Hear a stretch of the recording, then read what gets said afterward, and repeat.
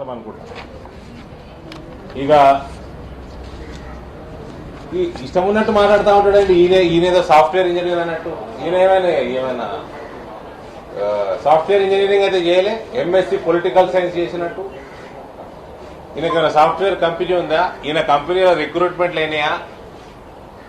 ఈయన బొందకి 2014 నుంచి 20 వరకు జాబ్ నోటిఫికేషన్ లేవు. మొన్న 90,000 నోటిఫికేషన్లు ఇస్తారు. అది ఇచ్చినప్పుడు కరా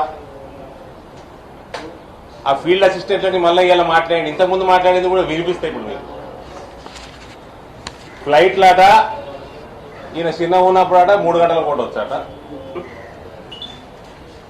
ఈయన చిన్న ఉన్నప్పుడు 3 గంటలు నిల్చుంటే ఒక ఫ్లైట్ వచ్చాట. అంటే ఫ్లైట్ చూడడానికి మోయంపేట పోయి 3 గంటలు నిల్చుని అన్నట్టు. ఇవాళనట 550 590 పెరుగుతున్నాయట. అది మిస్టర్ కేసీఆర్ నువ్వు పీకిందే లేదనలా, అది ఉడాన్ యోజనల 161 రూట్లు పెరిగినాయి దేశంలో. అది హైదరాబాద్లో పెరగలే, దేశవ్యాప్తంగా పెరిగినాయి. మందు కొట్టి ఇష్టం ఉన్నట్టు మాట్లాడకు. మధ్యాహ్నం పూట మందు కొట్టుడు బంద్ చేయి. అది ఉడాన్ యోజనలో పెరిగింది. हवाई चप्पल पहनने वाला साधारण हिंदुस्तानी भी हवाई जहाज में ट्रैवल करना चाहिए. ये कॉन्सेप्ट है उड़ान का. దాని వల్ల పెరిగినాయి ఫ్లైట్లు. నువ్వు విగిందేం లేదు. ఇక పీఆర్సీ ముచ్చట మాట్లాడండి. పీఆర్సీ 2017 దాకా ఇచ్చిండు. 18, 19 ఎగ్గొట్టిండు. మళ్ళీ 20కి వెళ్ళి మళ్ళీ మొదలు పెట్టిండు. మళ్ళీ ఏమన్నాడు, ఫిట్మెంట్లన్నీ 12 నెలల ఫిట్మెంట్లు ఇస్తావు రిటైర్మెంట్ బెనిఫిట్లతోటి అన్నాడు. ఇప్పుడు మీ వయసులో ఉన్న వాళ్ళందరూ ఎవరైనా ఎంప్లాయీస్ ఉంటే మీకు ఎప్పుడు వస్తాయా? ఇంకో 20-25 ఏళ్ళు అయినా కొట్టాయా? 18, 19 సంవత్సరాలది కూడా ఇమీడియట్ గా ఇచ్చేయాల. మరి నువ్వు ఇచ్చేదాకా డౌటే. పొంగనాలు కొడతా ఉంటే ఎలక్షన్లు వస్తున్నాయని. ఇది ఈ వాగ్దానాలు కూడా 94,000 ఉద్యోగాలు కానీ, ఈ పీఆర్సీ కానీ, ఫీల్డ్ అసిస్టెంట్, ఇవన్నీ కూడా మేము కొట్టిన చోక మా భయానికి చేస్తున్నాయి. ఇవన్నీ ఇంప్లిమెంట్ కావాలి. This is only because of Bharatiya Janata party growth in Telangana and across the nation. This is because of the increase of Modi's popularity across the nation and across the globe. Modi అంటే భయం పుట్టుకున్నది నాకు. ఇగోటి ఇవాళ ఫీల్డ్ అసిస్టెంట్లకు మళ్ళీ ఏదో శుభవార్త చెప్పినట్టు చెప్పింది. ఎన్నిసార్లు చెప్తారో మీ శుభవార్త? ఇది 8 అక్టోబర్ 2021 అండి. విధిలోకి తీసుకునే అంశాన్ని పరిశీలిస్తామని ముఖ్యమంత్రి కేసీఆర్ అసెంబ్లీలో ప్రకటించారు. భట్టి విక్రమార్క వినతిపై స్పందించిన సీఎం ఫీల్డ్ అసిస్టెంట్లను తొలగించలేదని, వాళ్లే వెళ్లిపోయారని స్పష్టం చేశారు. మీకు సబ్జెక్ట్ అర్థమై ఉంటుంది కదా, మాట్లాడు. పెద్ద మనిషి చేసుకొని వాళ్ళని క్షమించుతారు. ఏమే 6 నెలలు అయిపోయాయి. మళ్ళా ఇవాళ వాళ్ళ వాగ్దానం చేసి ఎన్నిసార్లు వాగ్దానం చేస్తావా? ఎన్నిసార్లు చేస్తావు వాగ్దానం? ఇంకోటి ఆయన కొడుకు, వాని పేరేందో ఉన్నది, రాముడు, ప్రతిసారి అటు కర్ణాటక ప్రాజెక్టుకి నేషనల్ హోదా ఇచ్చిండ్రు, మహారాష్ట్ర ప్రాజెక్టుకి జాతీయ హోదా ఇచ్చిండ్రు, యూపీ ప్రాజెక్టుకి జాతీయ హోదా ఇచ్చిండ్రు, కాళేశ్వరం గేటుకి ఇయ్యరు అంటాడు. మరి కాళేశ్వరం ఏటికి ఇయ్యడు అని అడిగిన ప్రశ్నకి పార్లమెంట్లో జలశక్తి మంత్రి శాఖ ఇచ్చిండు. ఇంకా వీళ్ళు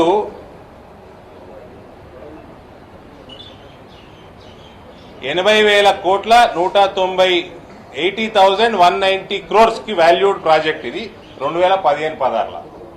అది ఇలా 1,50,000 కోట్లకు పెరిగింది. ఏంటికి పెరిగింది చెప్పలేదు. డీటెయిల్డ్ ప్రాజెక్ట్ రిపోర్ట్ ఇవ్వలేదు. ఎందుకు పెరిగింది? Additional components of the project have not been submitted by the state government for consideration of advisory committee. ఏంటికి పెరిగింది అంటే బండారం బయటపడుతుంది. ఆల్మోస్ట్ డబల్ అయింది. ఏంటి కోసం అయింది? ఫ్యామిలీ ఫండ్ కోసం అయింది. అది ఇస్తే బయటపడుతుందని ఇస్తలేడు. ఇవ్వకుంటే నేషనల్ ప్రాజెక్ట్ హోదా రాదు. ఇవాళ చెప్పండి, తెలంగాణకు ఎవరు మోసం చేసినట్టు? ఎవరు మోసం చేసినట్టు? మళ్ళా ఈ 70,000 పుస్తకాలు చదువుకున్నోడికి ఒకటే పారాగ్రాఫ్ చదువుకోమని చెప్తున్నా. నూతన వ్యవసాయ చట్ట draft page number 3 clause 4.7 Looking at the scattered nature of agriculture connections and their remoteness from the habitations, as well as their proposed solarization under Kusum, the smart meters need not be installed in agriculture connections. KCR మీటర్లు పెడితే బొక్కలు ఇరగొడతా నిన్ను. Agriculture రైతులకి మీటర్లు పెట్టినావనుకో బొక్కలు ఇరగొడతాం నీ. ఎవరికాయ ప్రతిసారి అబద్ధం చెప్తాడు. ఈయన అసెంబ్లీలో అబద్ధాలు చెప్తాడు. ఈయన అల్లుడు పోయి దుబ్బాకల అబద్ధాలు చెప్పి దౌడపల్లి రాళ్ళు కొట్టించుకున్నాడు. హుజురాబాద్ లో పోయి అబద్ధాలు చెప్పి దౌడపల్లి రాళ్ళు కొట్టించుకున్నాడు. జిహెచ్ఎంసీలని కొడుకు దౌడపల్లి రాళ్ళు కొట్టించుకున్నాడు. నువ్వు రైతులకి ఫ్రీ కరెంట్ ఇవ్వాల్సిందే. నువ్వు ఆ మీటర్లు పెట్టుకుంటే పెట్టుకో, పెట్టుకునేది లేకుంటే పెట్టుకోకు. నువ్వు బార్బర్ షాప్స్ కి ప్రామిస్ చేసినావు, లాండ్రీ షాప్స్ కి ప్రామిస్ చేసినావు. ఏంటి కోసం ఇంప్లిమెంట్ చేస్తలేవు? వాళ్ళకి ఇమీడియట్ గా ఇంప్లిమెంట్ చేయి. నువ్వు మీటర్లు పెడితే పెట్టు, లేకపోతే లేదు. పెట్టాల్సిన అవసరం లేదని క్లియర్ ఉన్నది. ఎన్నిసార్లు అబద్ధాలు చెప్తారా? నాకు అర్థం కాదు. ఈయన కంటే పెద్ద అబద్ధాల కోరు ప్రపంచంలో ఏ రాజకీయ పార్టీలు ఉన్నాడా?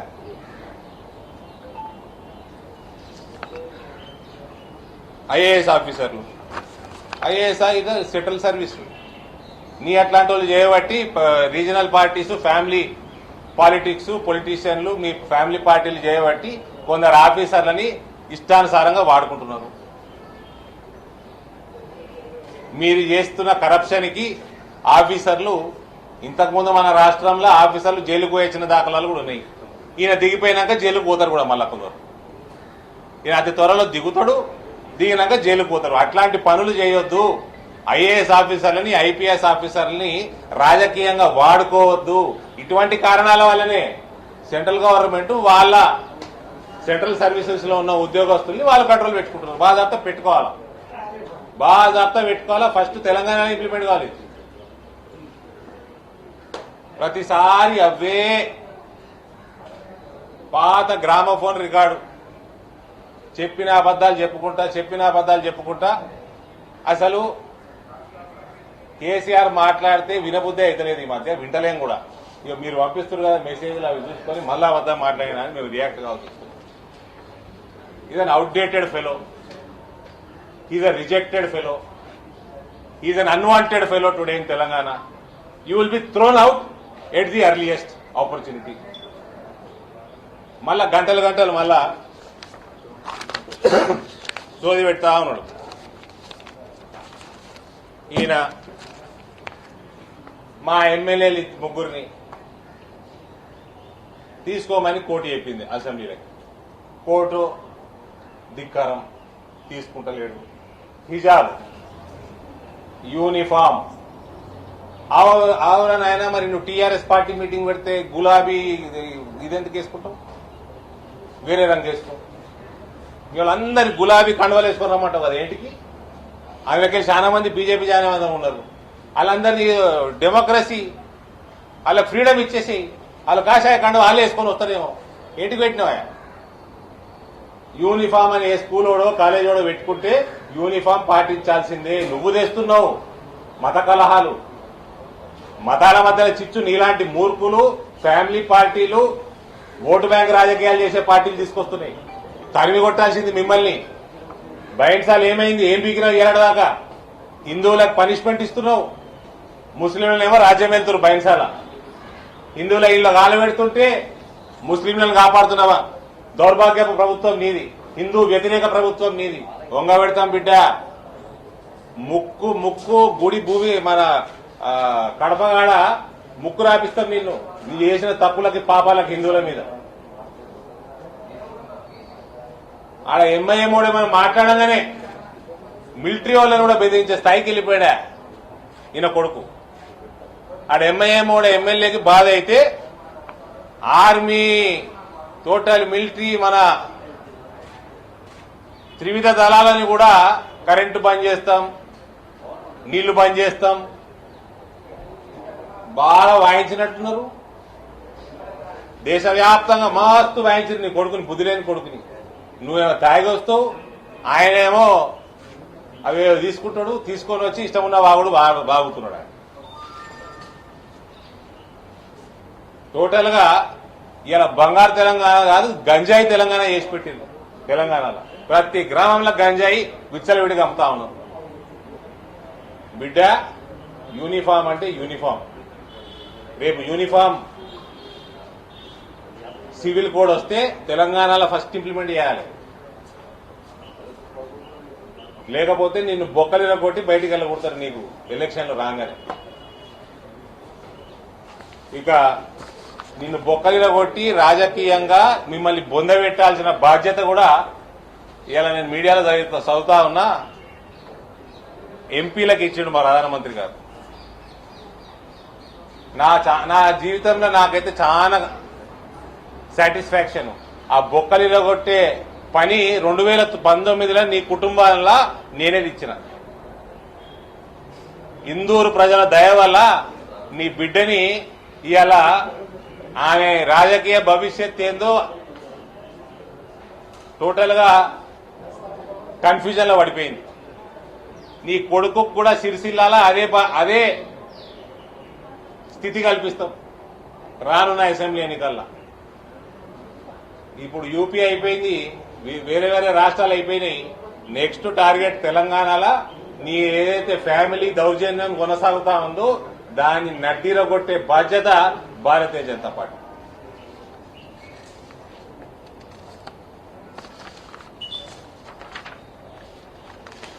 ఫార్మాసిటీ అట. ఇగో ఇంకొక వీడియో వినిపిస్తానే, నవ్వకుండ్రి ప్లీజ్. ఫార్మాసిటీ పెట్టినట్టు ఇది ఇప్పుడు నేను వినిపించే వీడియో 2014 కంటే ముందుది.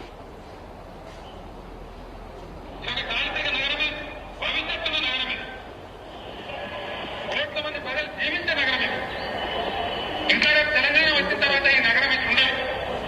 హైదరాబాద్ 100 కిలోమీటర్ల రేడియస్ లో మేము బ్రహ్మాండమైనటువంటి శాటిలైట్ టౌన్షిప్ తెచ్చుకుంటాం. ఒక పక్కన సినిమా సిటీ ఉంటుంది, ఇంకో పక్కన ఫార్మా సిటీ ఉంటుంది, ఇంకో పక్కన ఎడ్యుకేషన్ సిటీ ఉంటుంది. హైదరాబాద్ చుట్టూ మెట్రో రైలు వస్తుంది. దాని నుంచి మొత్తం కంప్లీట్ కనెక్టివిటీ ఇంటర్నెట్ లేకుండా కూడా ఉంటుంది. మేము బ్లూ ప్రింట్ తయారు చేసి చెప్తున్నాం. రేపు హైదరాబాద్ ఎప్పుడున్నానో ఏ హైదరాబాద్ కూడా తెలంగాణ ప్రజలు కలగంటున్నారు. మాకు అవన్నీ కూడా ఉన్నాయి. ఇక్కడ అమాయకంగా ఎవరు లేరు. రేపటి నుంచి దుమ్ములు వేస్తాం. మెట్రో రైలు వెంటనే ఆగాలి. మెట్రో రైలు ప్రాజెక్టు నేను ముఖ్యమంత్రి గారిని అలాంటి వాళ్ళు హైదరాబాద్ చుట్టుపక్కల 100 కిలోమీటర్ల రేడియస్ లా సినిమా సిటీ ఉంటది, ఫార్మా సిటీ ఉంటది, ఎడ్యుకేషన్ సిటీ ఉంటది. అవన్నిటికీ రైల్ కనెక్టివిటీ ఉంటది. మళ్ళా తీసుకుపోయి ఎయిర్పోర్ట్ కలుపుతాం. దాని మొత్తం బ్లూ ప్రింట్ తయారైపోయి ఉన్నది. ఓళ్ళు కూడా అమాయకులు లేరిడా. ఏమైంది 2024 కాబట్టి ఏడుందా ఎడ్యుకేషన్ సిటీ? ఏడన్నా ఉందా చెప్పండి? ఎడ్యుకేషన్ సిటీ ఉందా? ఫార్మా సిటీ ఉందా? ఈయన ఫార్మాస్యూటికల్స్ ఈయన తీసుకొచ్చినట్టు హైదరాబాద్ చుట్టుపక్కల ఈయన ఊట కంటే ముందు నుంచి ఉన్నాయి. సినిమా సిటీ లేదు, ఎడ్యుకేషన్ సిటీ లేదు, ఫార్మా సిటీ లేదు. జిల్లా పరిషత్ స్కూళ్లకు పోతే ఎడ్యుకేషన్ సిస్టమ్, విద్యా సిస్టమ్ ని పూర్తిగా నాశనం చేశాడు. ఈయన ఫెడరల్ సిస్టమ్ గురించి మాట్లాడుతున్నాడు. రోగాలు వచ్చి కోవిడ్ లో రోగాలు వచ్చి లక్షల రూపాయలు బకాయిలు పడ్డ కుటుంబాలకి ఇలాంటి వరకు ఆదుకునేది లేదు. ఆయుష్మాన్ భారత్ పెట్టేది లేదు. గరీబోళ్ళకి డబుల్ బెడ్రూమ్ ఇల్లు ప్రామిస్ చేసేది ఈయన. దేశం మొత్తం మోదీ గారు ఇచ్చిన 2 లక్షలతో కట్టుకుంటున్నారు. ఈయన మాత్రం అవి తెస్తలేడు, కడతలేడు. మళ్ళీ ఈయన ఫెడరల్ స్ట్రక్చర్ గురించి మాట్లాడుతున్నాడు. తెలంగాణలో ఎలగబెట్టినట్టు మాట్లాడుతున్నాడు. ఏమనంటే సాఫ్ట్వేర్ పెరిగిపోయింది అంటాడు. సాఫ్ట్వేర్ నీకు నువ్వెందుకు రా నాయన? సాఫ్ట్వేర్ నీకు నువ్వెందుకు? ఆ సాఫ్ట్వేర్ కంపెనీలో నువ్వు చేస్తున్న దరిద్రానికి, నీ ఎమ్మెల్యేలు చేస్తున్న రౌడీజానికి ఒక్క సాఫ్ట్వేర్ కంపెనీ వాడు కూడా నీ ప్రభుత్వంలో సంతోషంగా లేడు. ఆ రోడ్లు సరిపోతలేవు. హైదరాబాద్ లో నీ దౌర్జన్యం, నీ పార్టీ దౌర్జన్యం. ప్రతి సాఫ్ట్వేర్ ఆఫీస్ పక్కకి కబ్జాలు, లొల్లిలు, గూండాలు. టీఆర్ఎస్ ఎమ్మెల్యేలకు మించిన గూండాలు లేరు ఇవాళ దేశంలో. దౌర్జన్యాలు. ప్రతి జాగాలో పోతే అటు పటాన్ చెరువు పోయినా ఇదే దౌర్జన్యం, ఇటు గచ్చిబౌలి మొఖానం పోయినా ఇదే దౌర్జన్యం, రంగారెడ్డి జిల్లాలో ఎక్కడ పోయినా వీళ్ళు ఎమ్మెల్యేల దౌర్జన్యం, వరంగల్ దౌర్జన్యం, నిజామాబాద్ దౌర్జన్యం, కబ్జాలు, భయపెట్టుడు, గూండాగిరి. ఇది తెలంగాణ జరుగుతున్నది. ఇలా ఈయన ఏదో సాఫ్ట్వేర్ ఎక్స్పోర్ట్ పెంచినట్టు, ఆనాడు బెంగళూరు వెనుక మనం ఉంటుంది, ఈనాడు కూడా బెంగళూరు వెనుక మనమే ఉన్నాం. నువ్వు బెంగళూరు మించి చేసినావా చెప్పు.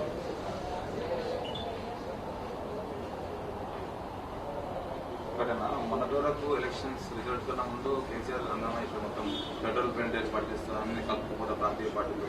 బట్ ఎలక్షన్స్ రిజల్ట్ వచ్చాయి, బీజేపీ 4 స్టేట్లో, దాని తర్వాత సైలెంట్ అయిపోయారు. ఎక్కడ పార్టీ నాయకులు లేదు, కేసీఆర్ కూడా ఏమంటారు దీన్ని ఎట్లా వస్తుంది? ఎలక్షన్లు అయిపోయినాక, ఎలక్షన్ల రిజల్ట్ వచ్చినాక ఈయనకి జట్కా తలిగి గుండె 2 సెకండ్లు ఆగి మళ్ళీ పనిచేసి స్టార్ట్ అయింది. పోయిండు, ఐషదాల పోయిండు, ఏదో కింద మీద పడ్డాడు, మళ్ళీ బయటకు వచ్చిండు. ఈయన పోయింది, ఆ ఫెడరల్ టెంట్ లేదు. ఈయన అంతకు ముందు కూడా పోయినప్పుడు అటు మహారాష్ట్ర పోయి ఆయన ఉద్దవ్ ఠాక్రేని కలిసి ఆడ పోస్టర్లు పెట్టుకున్నాడు, దేశ్ కా నేత కైసా హో కేసీఆర్ కే జైసా హో అని పెట్టుకున్నాడు. అది పోగానే కాయకా దేశ్ కా నేత బే ఇస్కు హే 16 సీట్ అని ఆడ శివసేన వాళ్ళు. అటు కలకత్తాలో ఓడింగ్లు పెడితే మమతా బెనర్జీ చూసి బెంగాలీలో తిట్టినాడు. అది తిడితే మనకు అర్థం కాదు బెంగాలీ. ये काय का देश का नेता है? दिखने में इतना है, उसको है 17 सीट, उसमें से एक तो ओवैसी का है, ये 16 सीट, उसका बेटी भी हार गई. वो 16 में 2 सीट जीतता गारंटी नहीं है. ये बनने देश का नेता बनते फिर रहा. నాయుడా హైవే మీద పెట్టిందట. నాయుడా హైవే మీద కేసీఆర్ ముఖ్యంగా మేమే వస్తున్నాం చూడలేక రోజంతా, మన దేశాన్ని కూడా దావదొప్పుతున్నాం. ఇప్పుడు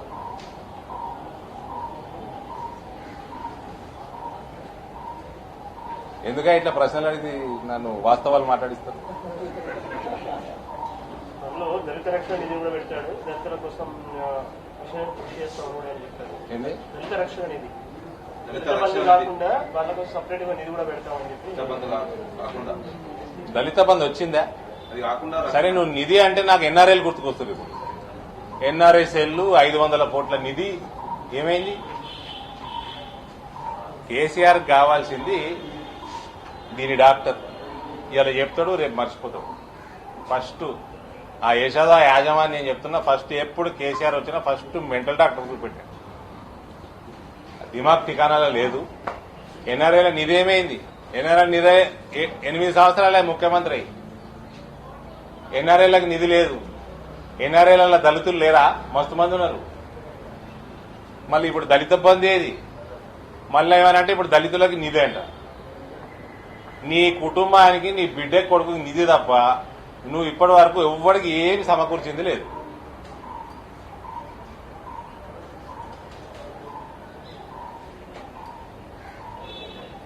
ఓకే.